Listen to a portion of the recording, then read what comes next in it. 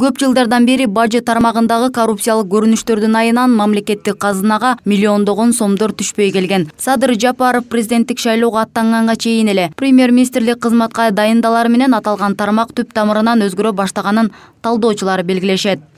2020 жылдын ноябрь айына карата республикалык бюджетке божомол менен бажы төлөмдөрүнөн 3 миллиард 26 миллион сом түшүшү керек эле. Бирок иш жүзүндө көрсөткүч 3 миллиард 785 миллион сомду түзүп, 125%га, башкача айтканда 759 миллион сомго көп каражат казынага түшкөн. Эгерде бул сандарды сентябрь айы менен салыштыра турган болсок, анда бюджетке 3 миллиард сомдой каражат келип түшкөн. Ноябрга караганда 692 миллион сомго аз. Ал эми октябрдагы бажы төлөмдөрү болсо 2 миллиард 802 миллион сомду түзүп, ноябрь айына салыштырмалуу 983 миллион сомго төмөн чогулган.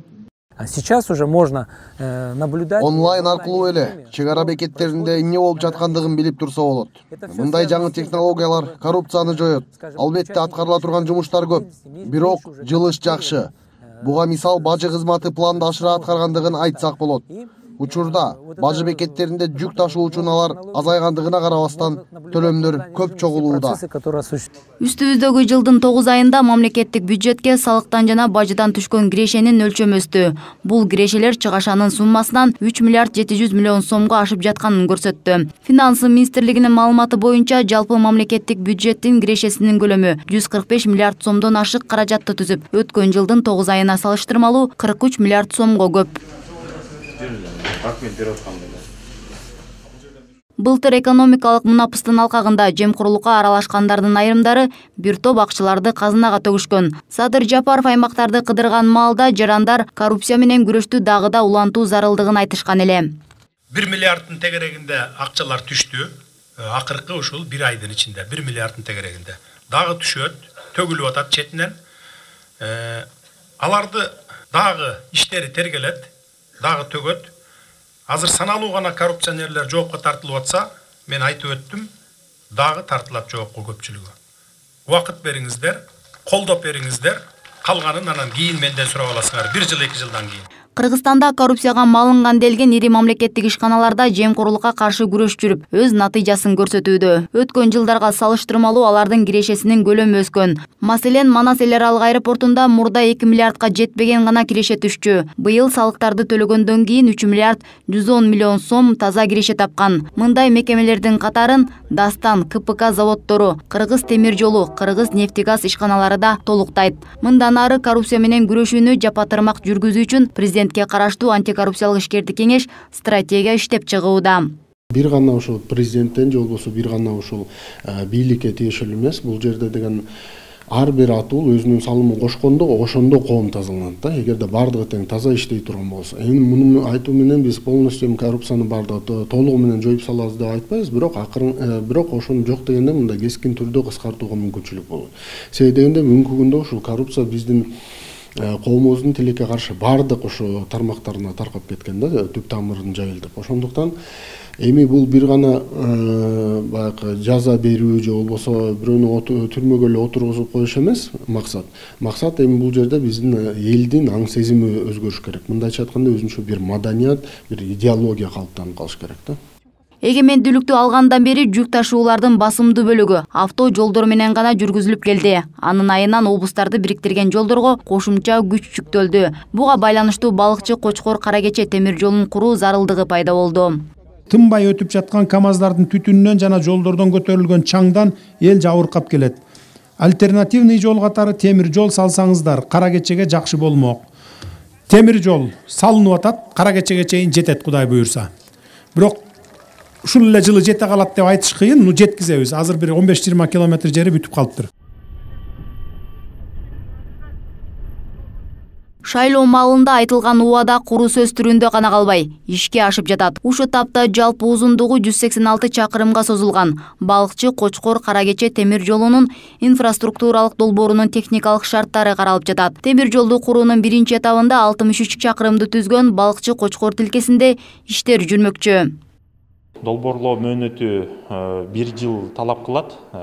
Бул проектинин рабочая документация этабында документтер бар. Бирок алар жылдары долбоорлонгон. Ошол эсептерди жаңыртып, азыркы учурдун бааларына жараша модернизациялаш керек. Куруу мөөнөтү болсо жалпы жыйынынан 5-6 жыл талап кылат. Темир жолдун курулушунун баасы географиялык шарттарга жараша болот. Түздүк жерде, мисал үчүн Монголия, Казакстанда 1-2 миллион доллар менен жол салынат. Биздикиндей, Кыргызстандыкындай тоолуу жерлерде 5-10, кээ туннель, чоң эстакадный көпүрө бар жерлерде 15 миллион доллар 1 километрине чейин талап кылынат. Кыргызстанда жаңы темир жолдор курулуп, технопарктар жаңыланса, экономикалык жактан ага ууда эле транспорттук, транзиттик эркиндик жаралат. Сейчас у нас основная задача Кыргыз-Темиржолу это обновить. Кыргыз темир жолунун негизги иш аракеттеринин бири бул паркыбызды жаңылоо. Азыр коңшу мамлекеттерде дагы байкалгандай вагондордун саны аз. Эгер биз канчалык жарым вагондордун санын көбөйтсөк, түшө турган кирешенин көлөмү өсөт. Ошондой эле мамлекеттин казынасына бере турган каражаттар да көбөйөт. Келишимдин шарттары бизге жакса, лизинг менен жакында 500дөн 1000ге чейин жарым вагондорду сатып алууну пландап жатабыз. Мындан тышкары биз өнөктөштөрүбүз менен биргеликте темир жолдо керектеле турган темир бетон шпалдарын чыгаруучу заводду курган жатабыз. Жаңы жылдын февраль айынан баштап өз керектөөбүздү жабабыз. Продукция эл аралык стандарттарга жооп бере тургандыктан ЕЭП өлкөлөрүнө да экспорттоого жол ачылат деп ойлойбуз. Садыр Жапаровдун шайлоо алдындагы программасында социалдык көйгөйлөрдү чечүүгө да кеңири орун берилген. Анын ичинде жаңы жумуш орундарын түзүү, бала бакча, мектеп жана поликлиникаларды куруу каралган. Эми булар чекесинен жүзөгө ашып жатат. 2021 жылдын 22 декабрына карата 87 социалдык объект бүткөрүлдү. Анын ичинде 58 курулуш объектиси, капиталдык оңдоодон өткөн 18 объект, 11 суу менен камсыздоо объекти, ошондой эле 38 мектеп жана мектептер үчүн спорт залдар салынган, 9 бала бакча жана 4 оорукананын курулушу аяктады. Жылдын аягына чейин дагы кеминде 10 мектеп жана бала бакчанын курулушу бүткөрүлөт.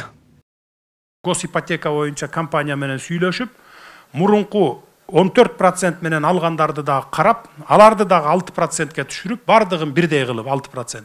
А мурунбай 14% менен төлөгөндөрдү перерасчет кылганга карап чыккыла деп тапшырма берген. Азыркы күндө калкты жеткиликтүү турак жай менен камсыз кылуу иштери улантылууда. Мамлекеттик ипотеканын пайыздык чени 4%га чейин түшүрүлүп, төлөм мөөнөтү 25 жылга чейин узартылды.